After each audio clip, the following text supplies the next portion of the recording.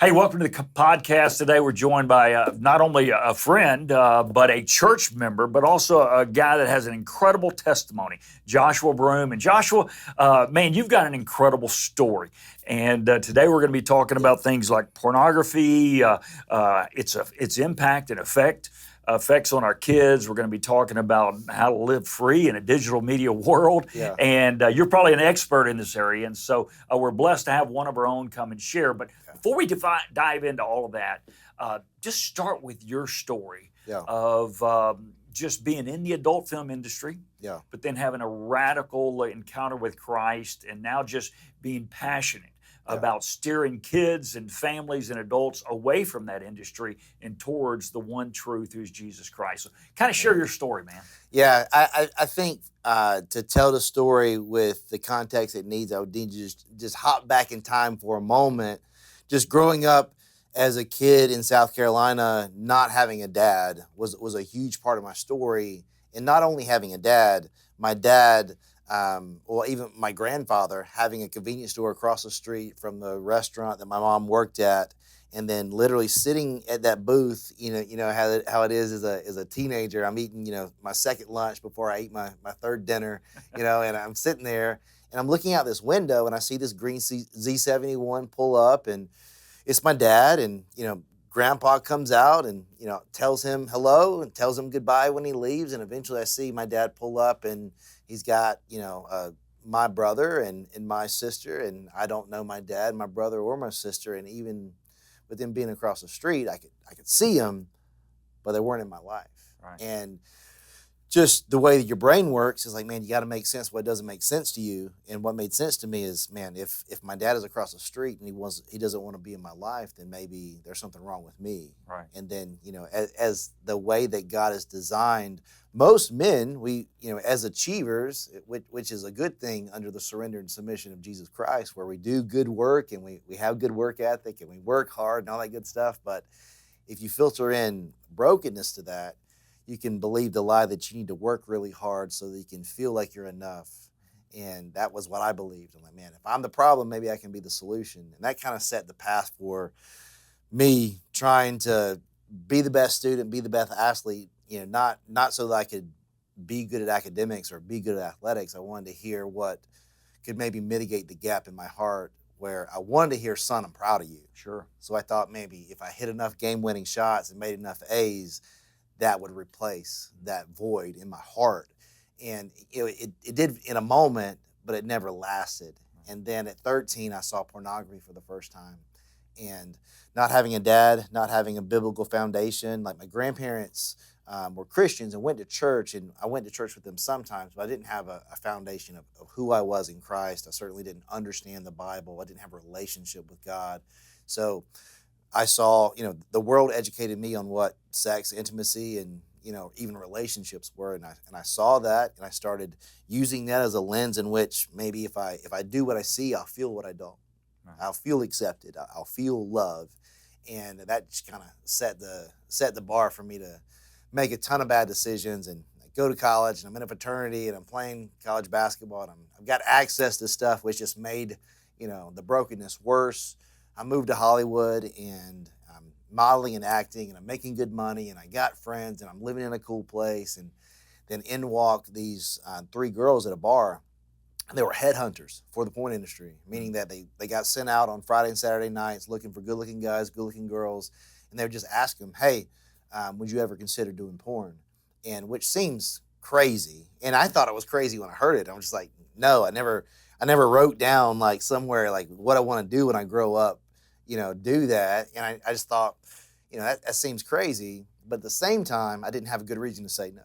Right. And when you don't have a good reason to say no, you'll say yes to something you should say no to. And I said, well, maybe I have a meeting with this guy. I'll check it out. And the first time I sit down with this agent in the porn industry, it should have been a red flag. But he asked me, hey, what does your family dynamic look like? How'd you grow up?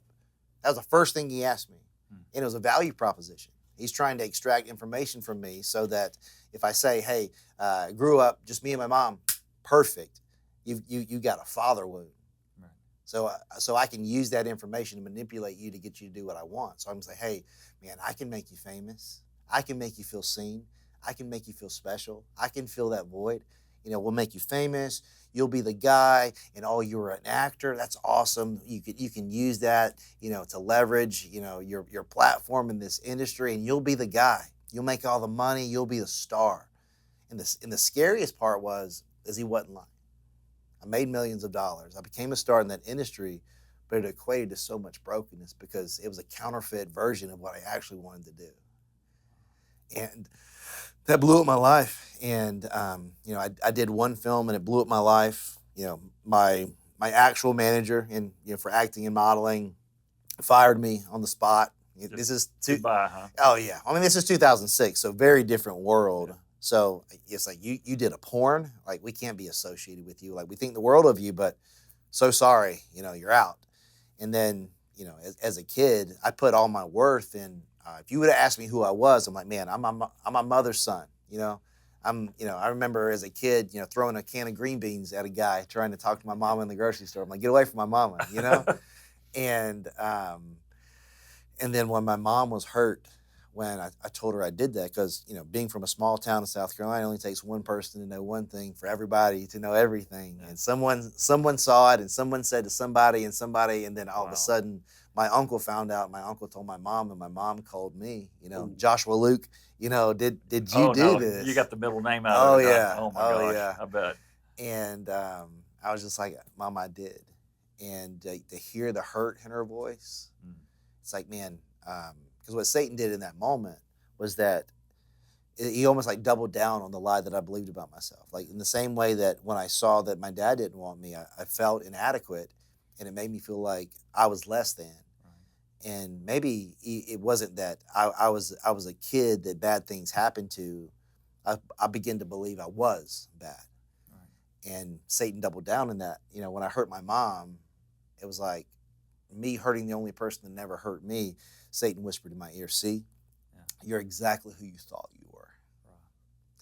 And then I was like, well, if this is who I am, then my behavior is going to follow my belief. And it's like, this is just who I am. I must continue doing this. And naively believed in so many people do this in different ways, where you'll do something to blow up your life, right, and then it'll make sense for you to continue doing it. Because it's almost like, if you ate a Twinkie at breakfast or a donut at breakfast, you're like, well, I might as well have, McDonald's for lunch and KFC for dinner, because I've already blown it for this day.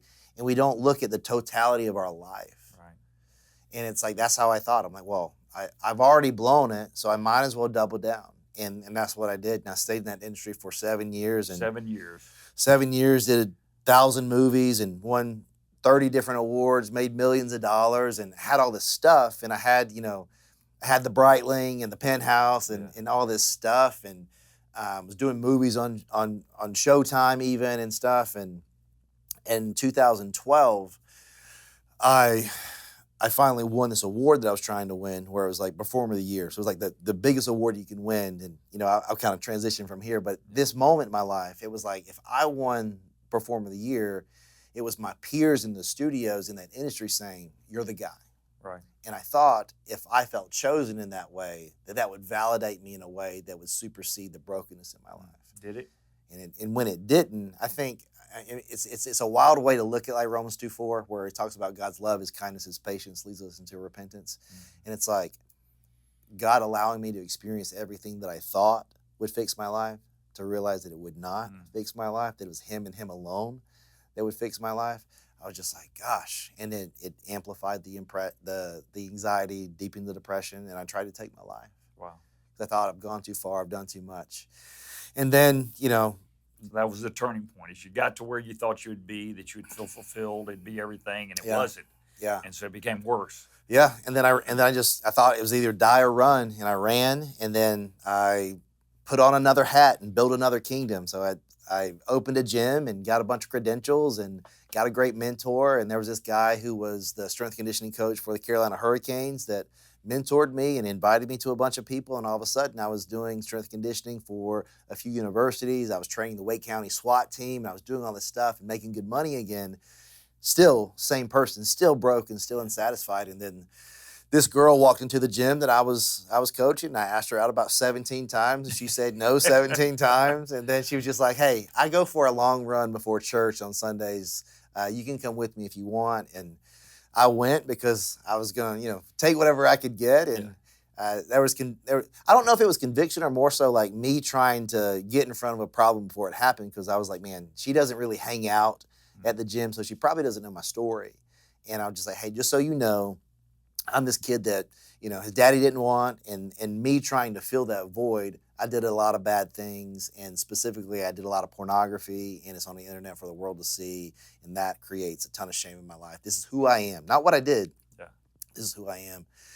And she was like, holy smokes, And we walked in silence for a little while, and I didn't know if she was going to. It wasn't a long run. It was straight to church with that run. Yeah, pretty much, man. Yeah, and it was just like, after I said that to you, she just like was in silence. And I was like, either she's going to judo chop me in the throat, or she's going to tell me to take a hike.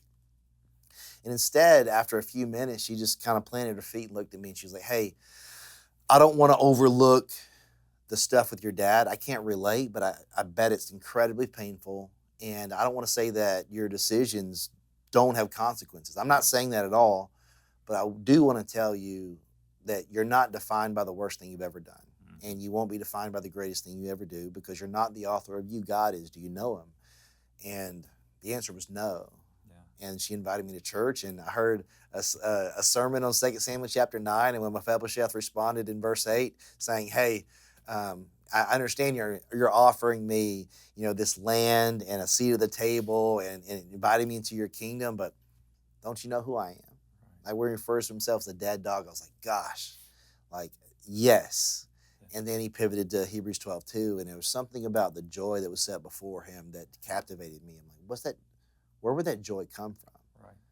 And then he paints the picture of the gospel. Romans 3:23, 6:23, 10:9 goes back to 5:8. And when he double tapped on 5:8, I was just like, man, Jesus knew everything I'd ever done as he went to the cross. Yeah. And not only did he choose to die for me when I certainly didn't deserve it, he did it with joy in his heart. Why? Because he loved me. Wow.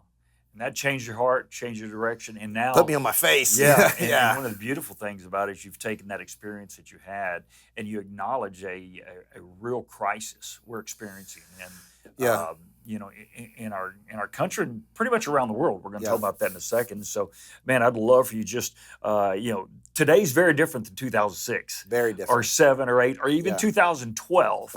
Man, we've got kids walking around with phones and access to porn and just the media. So talk about when it comes to pornography. Let's just start at the youngest age. What is the media impact on our youngest kids? When are they first exposed typically to pornography on their phones or iPads or the friend's phone or whatever? I mean, what are you seeing out there? What does the data and research show?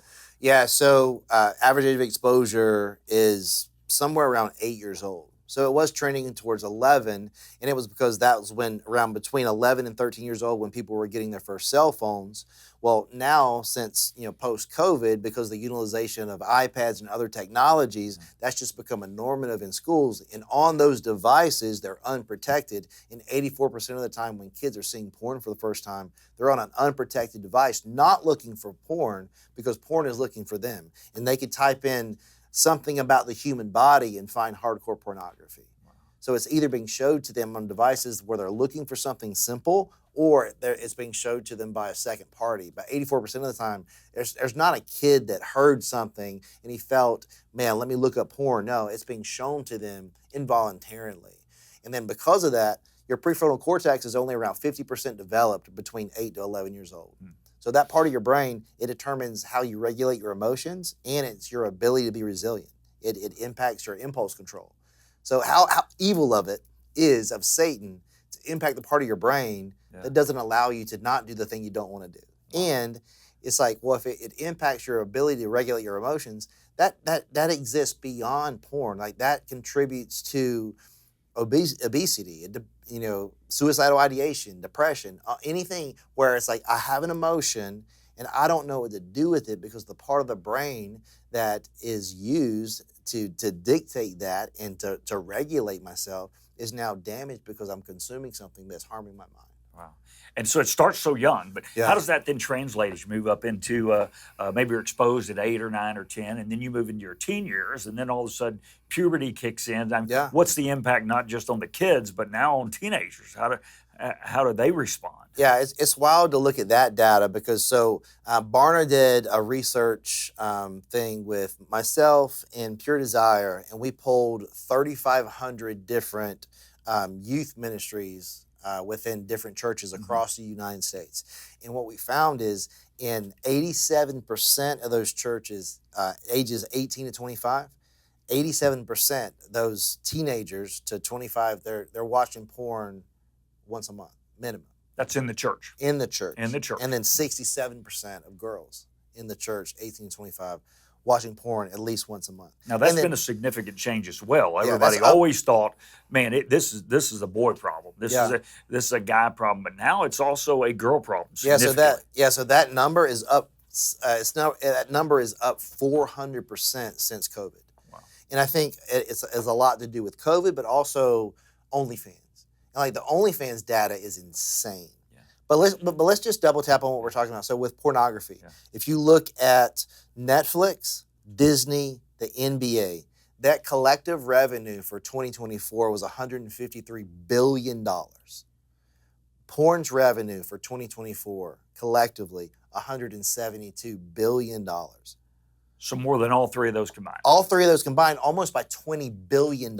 I mean, even if you just stopped at NFL and didn't add the other two, we'd say no way, right? Yeah. We'd say no, NFL's too huge.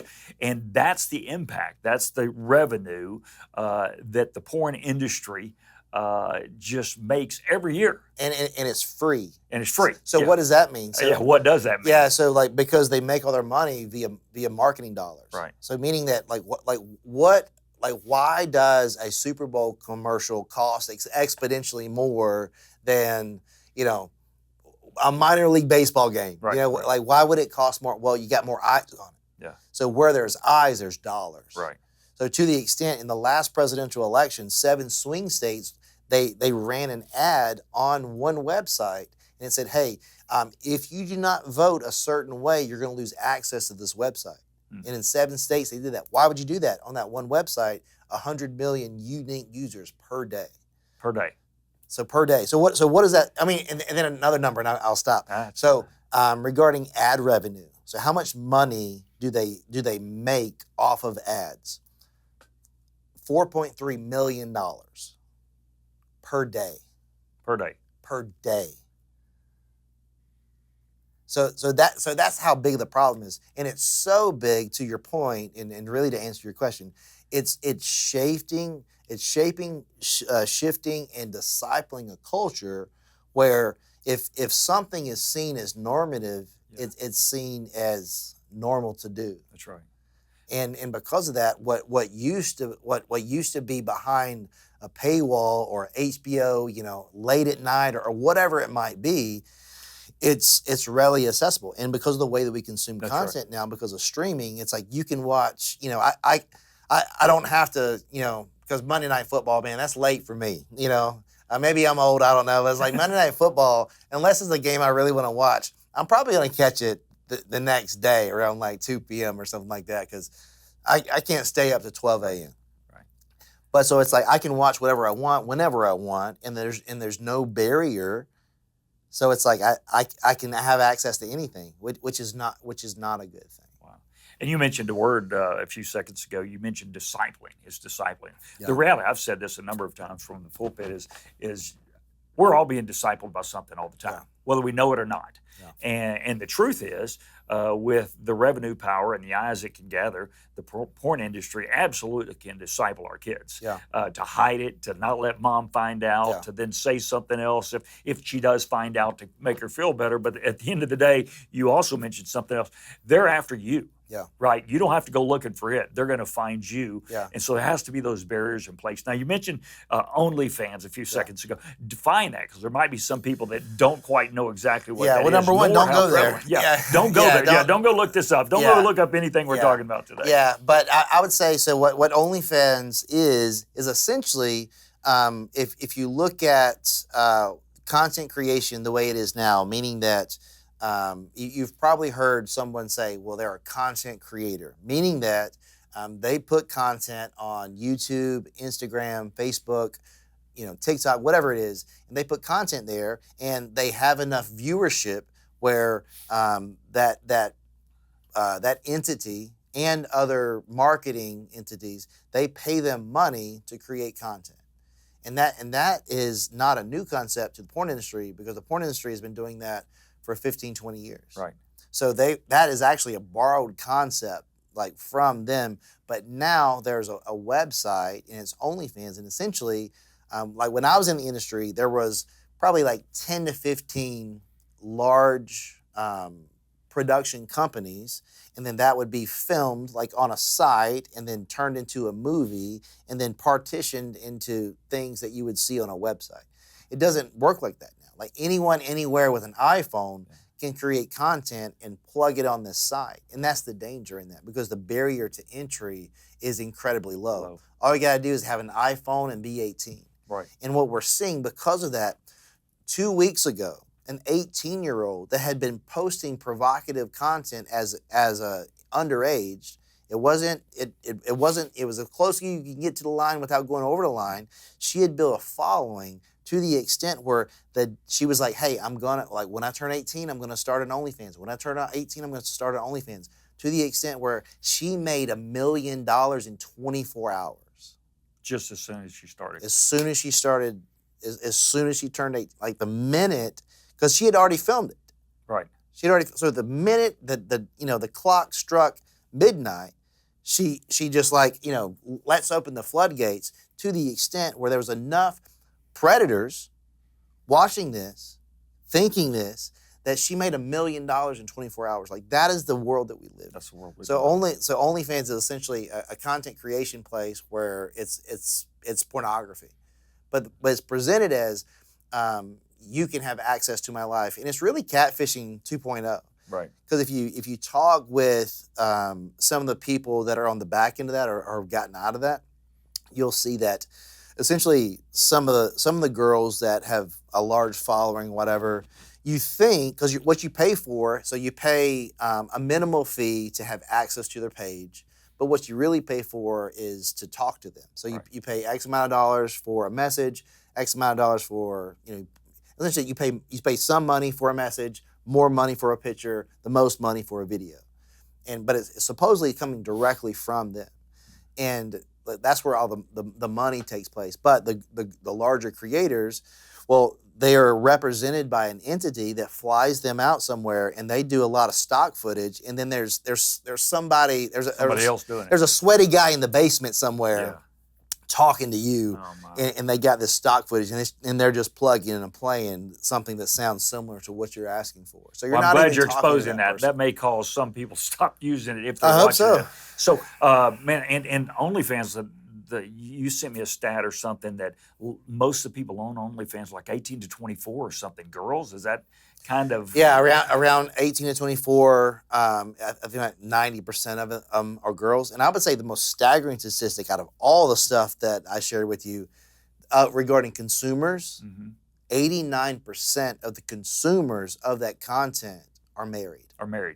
And then there's a stat from 3 different law firms from 2023 to today where they're saying 56% of all the divorces that have come through their firm, pornography is the catalyst in the divorce. Either pornography is the thing, but more often than not, pornography is the thing that was catalytic in a deeper level of infidelity.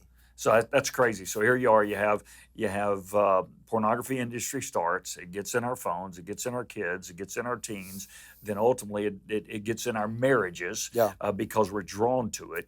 And there's no barrier. I can go find it 24 hours a day, 7 days a week. And now you're seeing that it's destroying marriages, which should not shock anyone, right?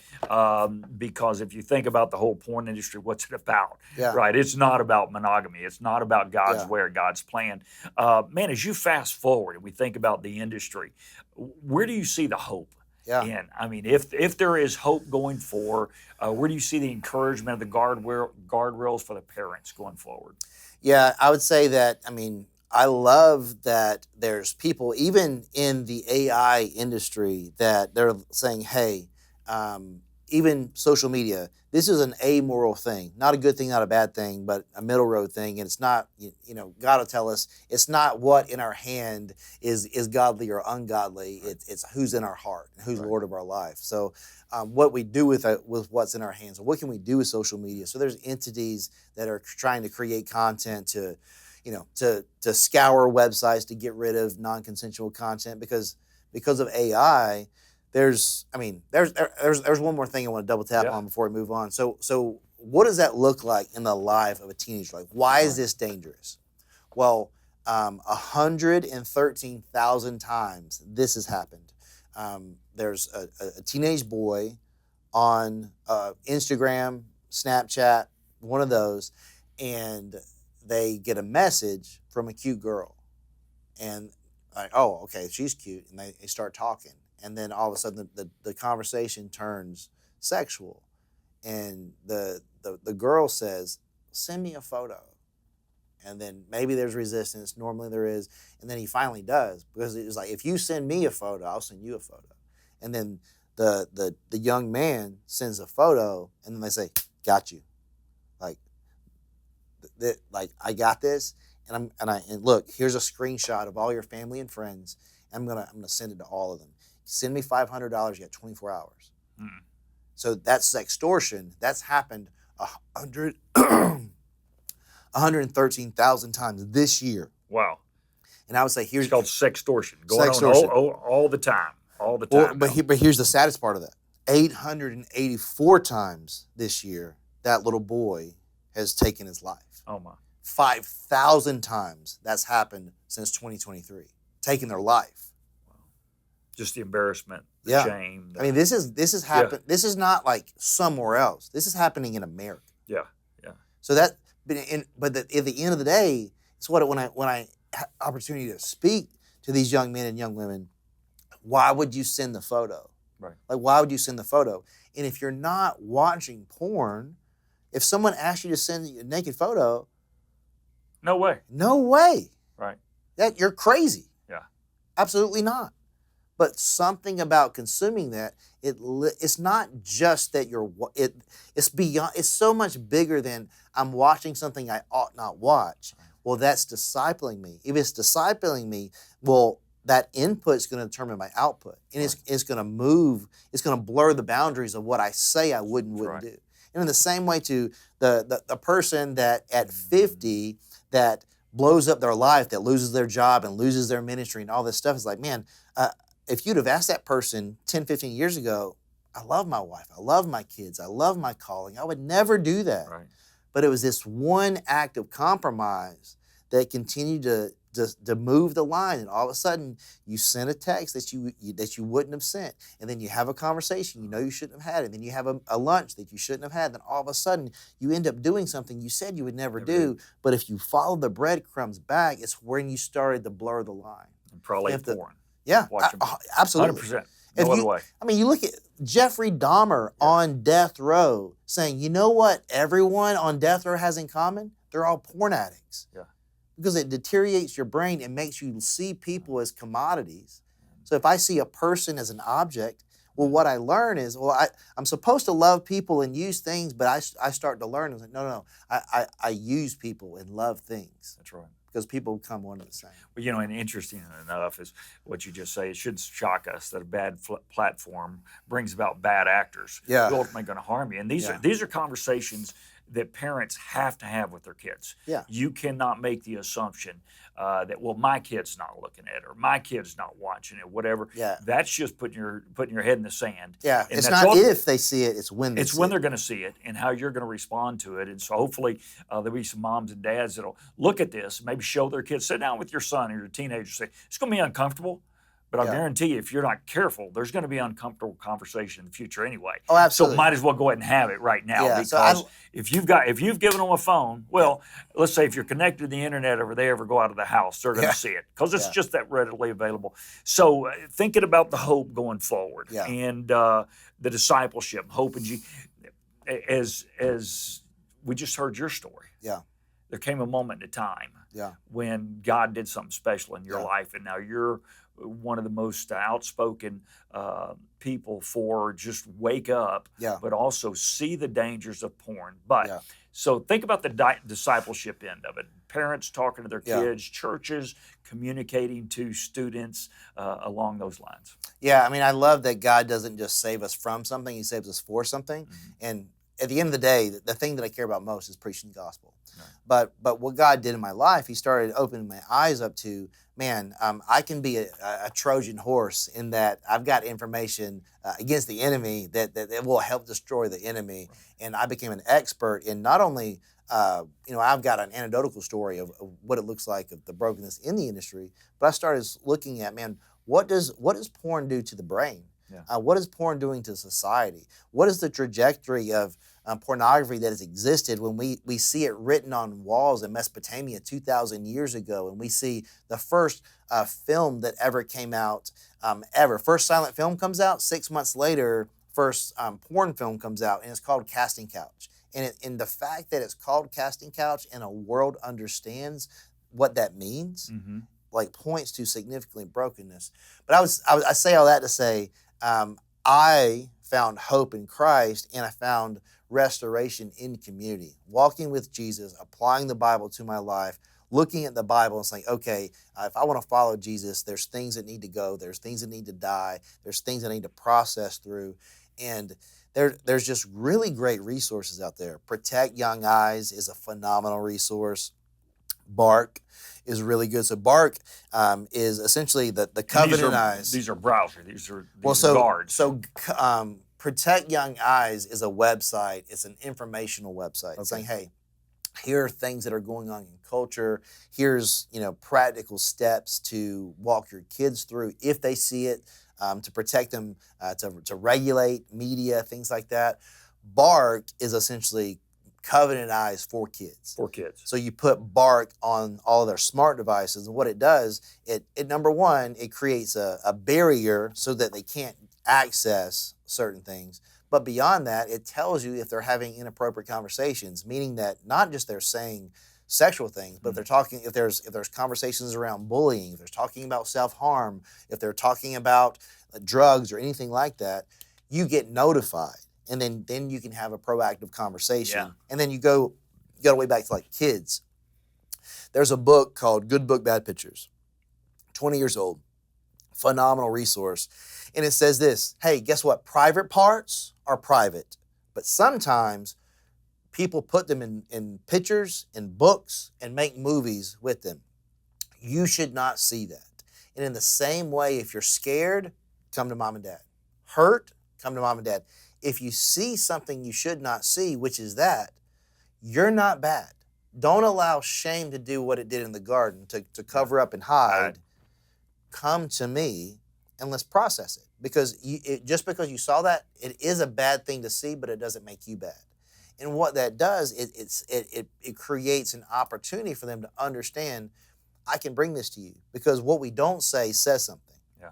And if it's such a big deal, here's the thing that I tell parents all the time. If it's a huge deal to you, and then your kids get exposed to it, and then they bring it to you, well, now you got to answer two questions. If it was such a big deal, why didn't you tell me? If there was broken glass over there and we're walking around barefoot, man, John Mark, don't step over there, man. Yeah. I love you. Like, don't step in the glass. If I don't tell you and you step in the glass, you're going to look at me like, why in the heck didn't you tell me the broken that? Yeah. Then also, well, why is what you're telling me different than what I heard first? Because my friends, they say something different. The world, it shows something different. And if we're going to be different, which as followers of Jesus we're called to be, if we're going to be different, well, why did you withhold that information from me if it's so important to you? And why is it so different from everything else I see?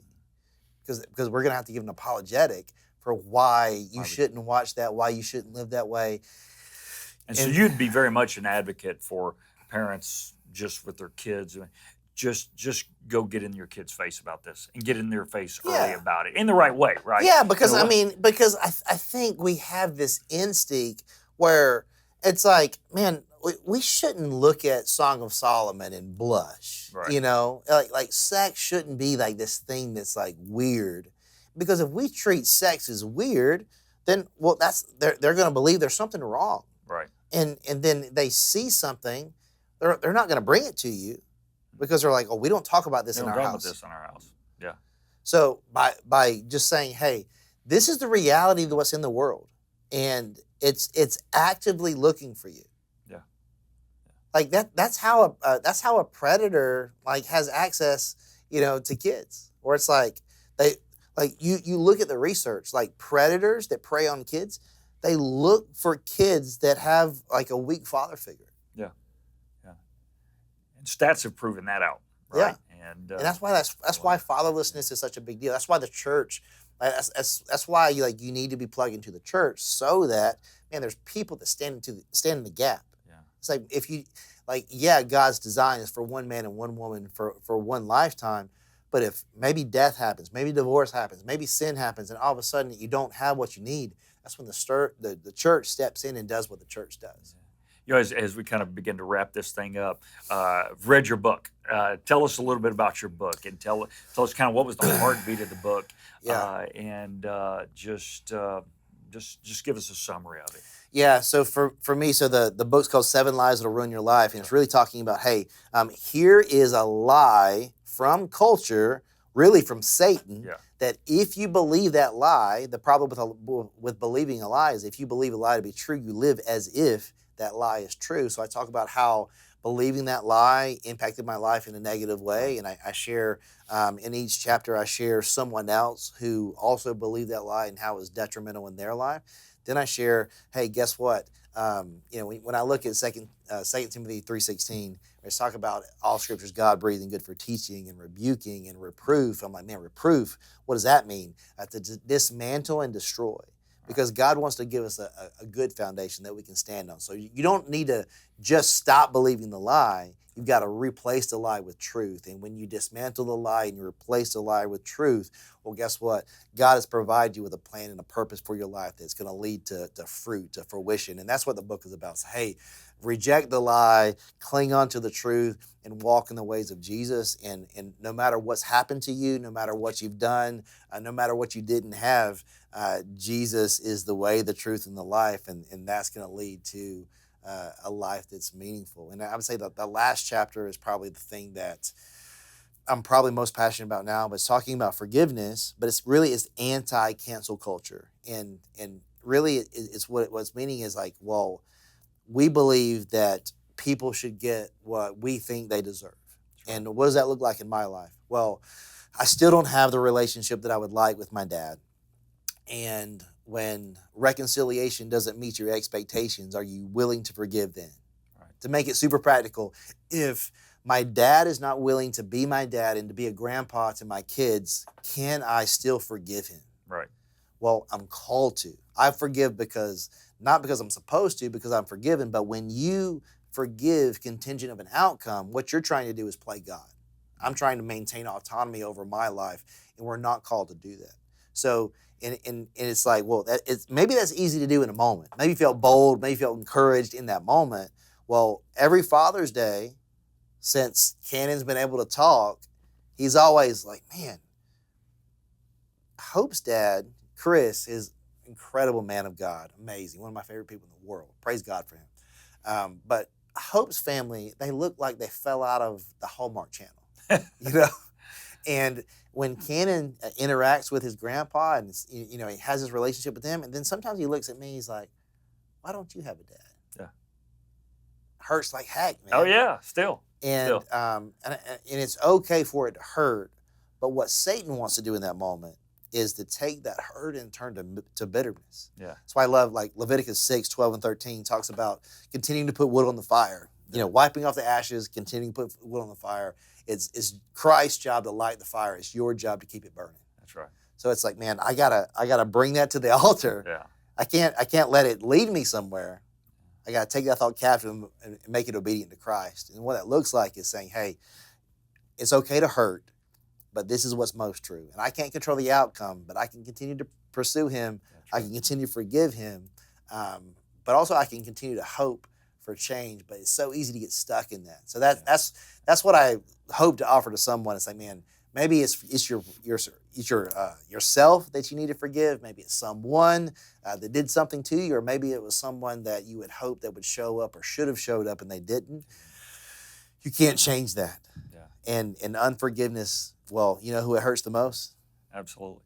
You. Well, and that's what I loved about the book, and even just your whole testimony story. First of all, is your openness and willingness to share it, because it's not uncommon for people to go through stuff, become a Christian, and then the further they get away from it, they hide it. Yeah. And then you get a bunch of people walking around the church like, well, I never did anything wrong. Right. And so someone walks into the church that's broken, goes, well, none of these people have been through what I've been through, when the reality is a lot of them had. But the beauty of the book is exactly what you said. You give your heart, your story, the lie you believed, then you dismantle the lie and replace it with truth. And that's what we always want to be doing in our preaching, teaching, but also the testimony.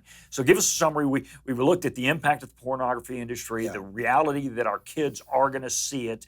We need to stand in the gap as best we can. How do we confront it when it happens to protect our kids? Because truly there are people out there not looking, the porn industry is just looking to get it to our kids. But there are people who are using that are bad actors trying to use that medium to actually hurt our kids. And so just give moms and dads out there, give us out there, even adults, even men that might be struggling with pornography, just kind of give us a closing hope. Yeah, I mean, the hope is whatever your experience has been, guess what? God stands ready to meet you where you are and loves you enough to not leave you as you are. Yeah. So if you've been struggling with it, guess what? Go confess to someone. And I would say, if you've someone that's like, man, I confess every time I watch it, but I find myself going back to it, I would challenge you with this. The depth of your confession is going to equate to the level of your healing. Meaning that if I'm like, man, I just go to this site and I just keep doing that thing again, name it. This is what I do. This is what I watch. This is how I feel. And this is how I feel before I do it. Right. Because what you're going to find is the place in which I believe that I have unmet needs or I feel needy, well, there's a wound there. Yeah. So so many people have confessed unto God, but maybe you need to confess unto a brother or a sister so they can pray for you, but also you can get to the root of what's going on.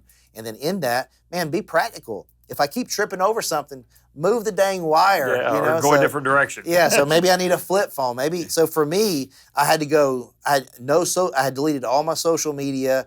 Man, if you bring your phone into your bedroom or your bathroom, don't do that. Just simple. And it's important for you to be in a desert for a season. Right. And so God can meet you and love on you. And for me, I had to get some counseling. It's just like I needed to sort some stuff out.